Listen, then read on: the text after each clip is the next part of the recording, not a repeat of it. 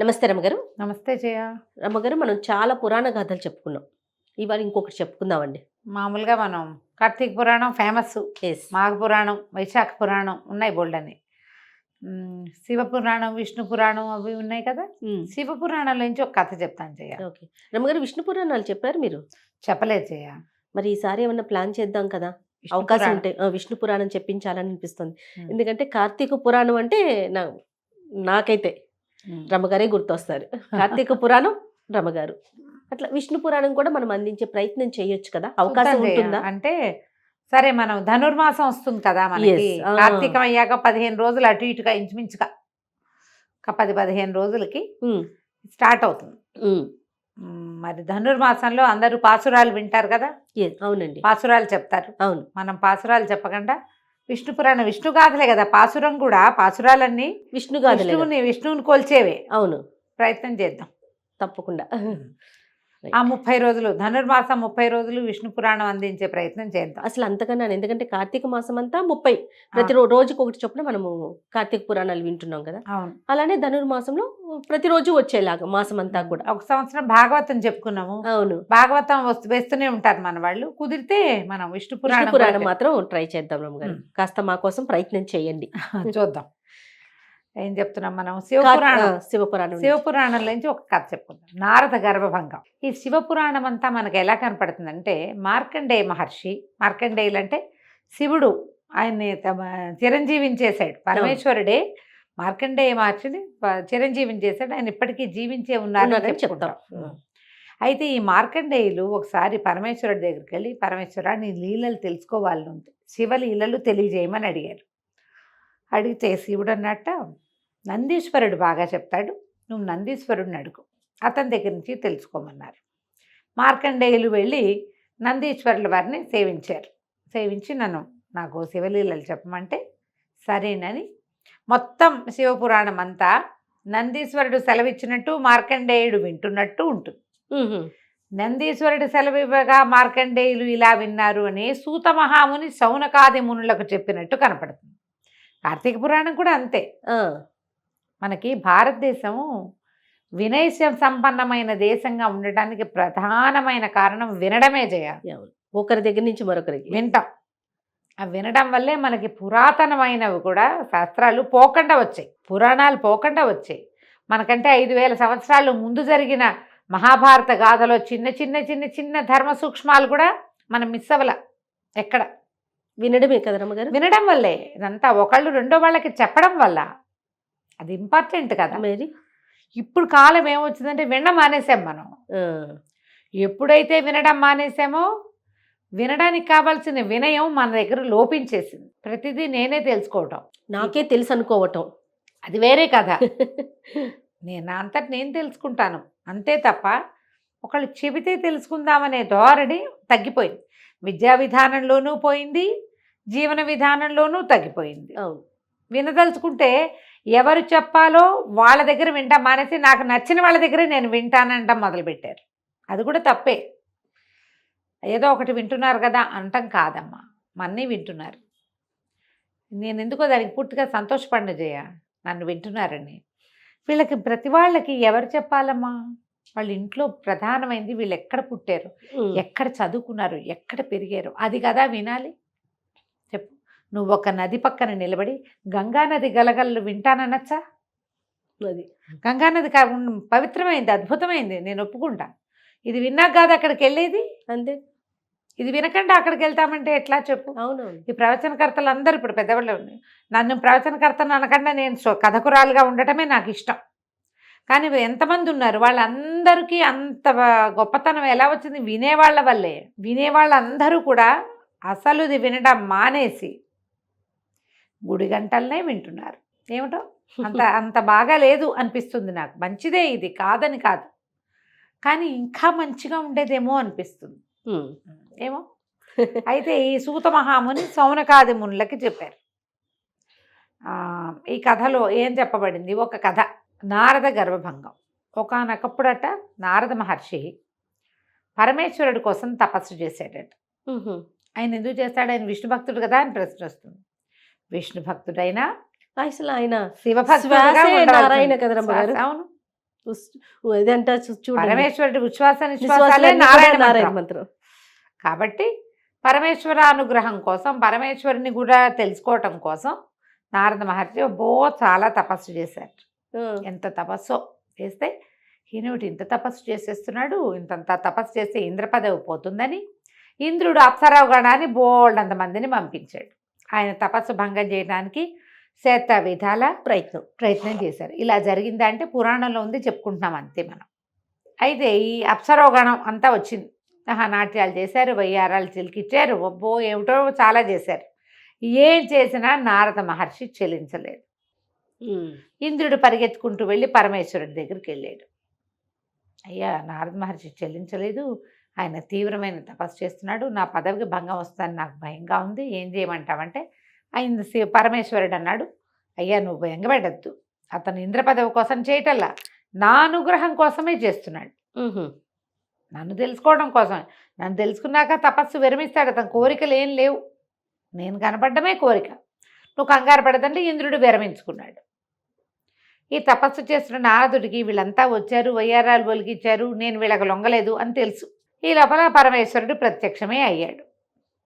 అయ్యి ఆయన అనుగ్రహించాడు, జ్ఞానివిగా ఉండమని అనుగ్రహించాడు. జ్ఞానయ్యాడు, పరమేశ్వరుని ప్రత్యక్షం చేసుకున్నాడు. కానీ నారద మహామునికి ఏమనిపించింది, మాయ ఇది, ఏది శివమాయ, శివుడి కోసం తపస్సు చేస్తుంటే వీళ్ళంతా వచ్చారు అంటే శివమాయ, దానికి నేను లొంగలేదు అంటే నేను మాయని జయించాను. పరమేశ్వరుడితోటి చెప్పాడు, నేను మాయని జయించాను ప్రభు అన్నాడు. పరమేశ్వరుడు అన్నాడు, ఒక మాయని జయించావు నువ్వు, అసలు ఆ మాయ యొక్క ఆ స్వరూపం ఏమిటో నాకు బాగా తెలియదు. జయించాననుకుంటే మంచిదే, మాయని జయించడం మంచిదే, అయితే నువ్వు జయించిందే మాయని అనుకోవటం మరి ఆలోచించాలి అని చెప్పి. ఇప్పుడు ఏమిటి అర్థం దాంట్లో, నువ్వు అనుకుంటున్నది చాలా చిన్నది, అది కాదు, ఇంకేదో ఉన్నది, ఇంకా ఉంది, మాయా స్ఫూర్తి స్వరూపం నాకే తెలీదు అని పరమేశ్వరుడు సెలవిస్తే ఏమిటర్థం, నారదుడికి తెలుస్తుందనే, కాదని కదా, సర్కాజం ఉంది అందులో సర్కాస్టిక్గా చెప్పాడు ఆయన. ఈ నారదుడికి అట్లా అర్థం కాల, నాకు తెలీదు నీకు తెలిసింది అని చెప్పి భలేవాడివి అన్నట్టుగా ఆయనకు అర్థమైంది. ఎందుకంటే ఎక్కింది అప్పటికే తలకెక్కింది అది. నేను మాయని జయించాను జయించాను జయించాను జయించానని మా పాట ప్రతి వాళ్ళకి చెప్పేవాడు. బ్రహ్మదేవుని కలుసుకున్నాడు, తండ్రి నేను మాయని జయించానని చెప్పాడు. విషయం అంతా విని, నువ్వు శివమాయని జయించావు, విష్ణుమాయ ఒకటి ఉందిరే నాయన అన్నాడు. అనేసరికి అక్కడికి వెళ్ళినప్పుడు తండ్రి నేను విష్ణుని జయించాను, మాయని జయించాను అని చెప్పేసరికి విష్ణుమూర్తి అన్నాడు, శివమాయ అయినా విష్ణుమాయ అయినా బ్రహ్మదేవుడి మాయ అయినా త్రిమూర్తుల కంటే పరమమైనది ఇంకా గొప్పదైన మహామాయ ఒకటి ఉన్నది. మేము అందులో అంతర్గత శక్తులు ఒక మహామాయ ఉంది, ఆ మాయని జయించడం అంటే అది సులువు కాదు అని చెప్పారు.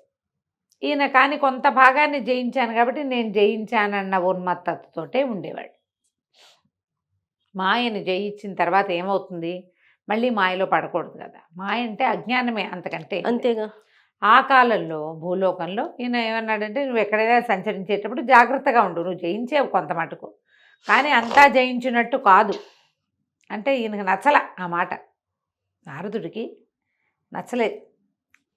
ఈయన ఇలాగే చెప్తాడు, పెద్దవాళ్ళు ఇలాగే ఉంటారు అలా అనుకుంటాంగా మనం, పెద్దల మాట సద్దన్న మూట అని అనిపించదు, పెద్దవాళ్ళు ఇంతే చాదస్తులు, అలాగే అనిపిస్తుంది. ఆ కాలంలో భూలోకంలో కళ్యాణపురం అని ఒక పట్టణం ఉండేది, నగరం. ఆ నగరాన్ని వెళ్ళే రాజుకి మహాద్భుత సౌందర్యవతి అయిన ఒక కూతురు ఉంది, ఆవిడ పేరు రమాదేవి. అయితే ఈయన భూలోకానికి వెళ్ళినప్పుడు ఆ నగరానికి వెళ్ళాడు నారదుడు. వెళ్తే వాళ్ళు బాగా ఈయన్ని పూజించి పోషించి తమ దగ్గర ఉంచుకొని అందరూ వచ్చి నమస్కారాలు చేస్తే ఈయనకి అమ్మాయి నచ్చింది. ఈయనకి ఏమనిపించింది, వివాహం చేసుకోవాలని భావించాడు. భావిస్తే ఏదో చిన్నగా హింట్గా అన్నాడు. అనేసరికి ఆ పిల్ల తండ్రి, ఆ రమాదేవి తండ్రి ఏం చెప్పాడంటే, మా అమ్మాయి విష్ణువుని తప్పిస్తే ఇంకొకరిని వివాహం చేసుకొని ఉంటుంది, విష్ణువునే వివాహం చేసుకుంటుంది అనేసరికి ఈయన బాగా ఆలోచించుకొని విష్ణువు దగ్గరికి వెళ్ళాడు. నారాయణ, నాకు ఇప్పటిదాకా వివాహం సంకల్పం కలగలేదు. ఈ భూలోకంలో కళ్యాణపురం అనే నగరం ఉంది. ఆ పాలకుడికి అద్భుతమైన సౌందర్యవతి అయిన కూతురుంది. ఆ పిల్ల పేరు రమాదేవి. ఆవిడని వివాహం చేసుకోవాలని నాకు అనిపించింది. నీలాంటి స్వరూపాన్ని ఇవ్వు, నాకు హరిలాంటి రూపాన్ని ఇవ్వు, హరి రూపము కావలెను అని అడిగాడు. అడిగితే ఆయన తథాస్తు అలాగే ఇచ్చేసాడు. వెళ్ళి చేసుకో వివాహం అని సరేననుకున్నాడు. వీళ్ళు ఏం చేశారు, అష్టదిక్పాలకుల్ని బ్రహ్మాది దేవతల్ని అందరినీ స్వయంవరానికి పిలిచారు భూలోకంలో. ఈయనకి నవ్వొచ్చింది నారదుడికి. విష్ణువు హరిరూపం, అమ్మాయి విష్ణువుని వరిస్తాడు, ఎందుకు పిలవడం వీళ్ళందరినీ? విష్ణు స్వరూపంలో ఉన్నవాడిని పిలిస్తే సరిపోతుంది కదా, నేనే కదా అనుకున్నాడు. ఆయన అద్దంలో చూసుకుంటే ఆయనకి విష్ణు స్వరూపం తందిగా కనపడింది. పైగా చెప్పాడు కదా హరిరూపం, హరిస్వరూపం. సరే పెద్దగా ఏర్పాట్లు చేశారు. మన స్వయంవరం ఏర్పాట్లలో మొత్తం అందరూ కూర్చున్నారు. నారదుడు వెళ్ళి కూర్చున్నాడు. ఆయన చక్కగా విష్ణువులాగా పీతాంబరాలు కట్టుకుని మరి మకర కుండలాలు అవి ధరించి, విష్ణుమూర్తి హరి ఎలాంటి వాటిని ధరిస్తాడు, చక్కగా మెడలో చక్కటి పద్మమాలాలంకృతుడుగా ఉండి పచ్చని బట్టతోటి కిరీట ధారణ అది చేసి తను కూడా వెళ్ళి లైన్లో కూర్చున్నాడు. ఈయన మొహం చూసిన వాళ్ళంతా నవ్వుతున్నారు. అర్థం కాదు, ఆయన ఉన్మత్తంగా ఉన్నాడు. అమ్మాయి వచ్చి తన మెడలో దండేస్తుంది, విష్ణు రూపధారిని పెళ్లి చేసుకోక ఏం చేస్తుంది? రమాదేవి వచ్చింది, అందరినీ చూసుకుంటూ వెళ్తుంది. అందరూ ఎవరు తమను పెళ్లి చేసుకుంటుందని వాళ్ళు ఎవరో ఎక్స్పెక్ట్ చేయట్లే, వాళ్ళకి తెలుసు. మర్యాదకు జరుగుతోంది అంతే. అమ్మాయి చూస్తున్నారు. ఈ అమ్మాయి నారదుడి దగ్గరికి వచ్చింది. వచ్చేసరికి నారదుడు అనుకున్నాడు వేస్తుంది దండ అనుకుంటే, ఆవిడ ముసిముసి నవ్వులు నవ్వింది. వెనకాలన చిరగతలు కిసుకుమని నవ్వారు. అర్థం కాలేదు ఏమిటి. ముందుకెళ్ళేసరికల్లా చక్కగా శంఖచక్రాలు ధరించి గదాపద్మ విభూషితుడిగా ఉన్నటువంటి నారాయణమూర్తి మెళ్ళలో దండేసింది. ఓహో, ప్రసభికులంతా ఓహో అన్నారు. మరి శ్రీమన్నారాయణని వరించిందంటే సాక్షాత్ లక్ష్మి, అంతే, పేరు కూడా రమాదేవి. అందరూ సంతోషించారు. నారదుడికి పిచ్చి కోపం వచ్చేసింది. పెళ్లి వేడుకలు మొదలైపోయినాయి, వివాహం అయిపోయింది. ఆయన ఆవిడని తీసుకుని వెళ్ళిపోయేసరికి వాళ్ళ వెనకాలే వెళ్ళాడు. వెళ్ళేసరికి విష్ణువుని తోలునాడేశాడు. తోలునాడి, ఇట్లా అంటావా, ఇలా చేసావా, నువ్వు నన్ను పెళ్లి చేసుకోవాల్సింది పోయి నిన్ను చేసుకుంది, నేను నీలాగానే ఉన్నాను కదా అంటే ఈయన ఒక అద్దం తెప్పించి చూపించాడు. నారదుడు పద్మమాలాలంకృతుడుగా ఉన్నాడు, పీతాంబరధారిగా ఉన్నాడు, మకర కుండలాదులు శంఖచక్రాదులు ధరించాడు. మొహం కోతి మొహం. హరి అంటే కోతి. హరికి వేరే అర్థాలు ఉన్నాయి. నువ్వేమో అడిగావు, హరిముఖం కావాలని అడిగావు. విష్ణుమాయ అది, జయింపరానిది అది. నారదుడు చాలా సిగ్గుపడిపోయాడు. అందుకే వాళ్ళందరూ నవ్వారు. వాళ్ళందరూ ఎందుకు నవ్వారు, ఆవిడ ఎందుకు నవ్విందో, తను ఎంత అజ్ఞానంలో అర్థం చూసుకునేసరికి ఆయనకి ఆ కోతి మొహంలో తనకి జ్ఞాన శూన్యత కనపడింది. భగవంతుడి గురించి నాకు తెలుసు అనుకోవటం ఏమిటి, శివమాయను జయించటం ఏమిటి, నేను విష్ణుమాయను జయించటం ఏమిటి? విష్ణువుని వరించింది విష్ణు రూపాన్ని కాదు వరించింది, విష్ణు తత్వాన్ని వరిస్తారు. ఇప్పుడు మనం శంఖచక్రధారిగా ఉన్న భగవంతుడి స్వరూపం చూస్తే ఆ స్వరూప ప్రేమ కాదు, స్వభావ ప్రేమ. అది విష్ణు తత్వం మీద ప్రేమ. ప్రపంచాన్ని వ్యాపకశీలుడైనటువంటి విష్ణువు ప్రపంచమంతా నిండి ఉన్న భగవంతుడి మీద ప్రేమ. పుట్టిగా శంఖచక్రాలు ధరించిన స్వరూపం మీద కాదు కదా అది. అవును, స్వరూపం కావాలనుకోవటం ఎంత పొరపాటు. పరిపరి విధాల భగవంతుడి కాళ్ళ మీద పడి వేడుకున్నాడు, నా జ్ఞానాన్ని మన్నించు, సాక్షాత్ లక్ష్మి స్వరూపాన్ని వివాహం చేసుకోవాలనుకోవటం ఏమిటి? ఇదే అజ్ఞానాన్ని మనం రావణాసురుడి దగ్గర కూడా చూస్తాం. అవును, మాయ కమ్మిన వాడు చేసే పని అది. మాయే, అంతకంటే ఏమిటి? విష్ణు మాయ జయింపరానిది మాయ, ఎవ్వరి వల్ల కాదు, అందులోంచి బయటపడలేం. మన్నట్లా వ్యామోహింప చేసేస్తుంది. అప్పుడు మళ్ళీ నారదుడు తన గర్వం భంగమై, నేను చేసిన తపస్సు వల్ల నాకు మాయం జయించే శక్తి వచ్చిందని నమ్మకంతో ఈ ప్రవర్తన చేశాడు. జయింపరానిది. అయితే విష్ణువుని ఆయన శపించాడు. నువ్వు కూడా నాలాగే భార్యకు దూరమయ్యి, ఇప్పుడు అమ్మాయి పెళ్లి చేసుకుందాం అనుకున్నా, అది దూరం అయిపోయాను కదా, నేను భార్యకు దూరమయ్యి కోతుల సహాయంతో పెళ్ళాన్ని దక్కించుకుంటావు, నాకు కోతి మొహాన్ని చేసావు కాబట్టి. ఓహో, అందుకనే అయితే ఇప్పుడు విష్ణువు ఏం చెప్పాడంటే, ఆయన నవ్వుతూ, చూసావా నువ్వు మాయలో ఎలా పడ్డావు, పర్వాలా, నేను ఎట్లాగూ దశావతారాలు ఎత్తితే రామావతారంలో ఇదే జరుగుతుంది. వానర సహాయమే కదా. నువ్వు నన్ను శపించినా కూడా నేను నీకు వరం ఇస్తాను. నువ్వు కోపే ధూర్తుడివైనా కలహభోజనుడు అని పేరుతోటి త్రిలోక సంచారము చేసి లోకక్షేమం కోసం నువ్వు ప్రవర్తించేటట్టుగా నీకు వరం ఇస్తున్నాను నేను. మాయని జయించడం కష్టం, భగవంతుడు కూడా మాయలో పడతాడు అంతే.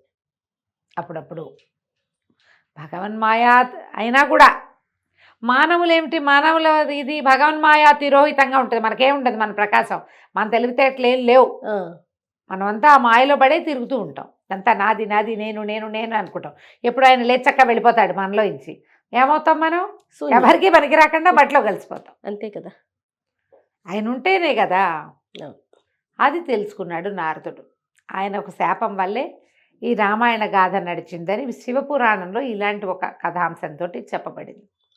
భగవంతుడు మాత్రం అతన్ని నువ్వు చేసిన తపస్సుకి త్రిలోక సంచారిగా ఉంటావు. నువ్వు లోక కళ్యాణార్థమే. నువ్వు ఏం చేసినా, నువ్వు ఎంత గొడవ చేసినా, ఎంత కిరుకులు పెట్టా, ఒకళ్ళకొకళ్ళకి లింకులు పెట్టినా కూడా అది లోక కళ్యాణార్థమే పరిణమిస్తుంది. ఎట్లా నీకు కోపం వచ్చి నువ్వు ఇచ్చిన శాపం లోక కళ్యాణార్థం పరిణమించిందో అలాగే పరిణమిస్తుంది అని చెప్పి ఆయనకి వరం ఇచ్చాడు. అప్పటి నుంచి నిత్యనారాయణ మంత్రంతో ఉంటాడట నారదుడు. కథ కంచికి మనం ఇంటికి. అద్భుతమైన స్టోరీ. నమస్తే. నమస్తే.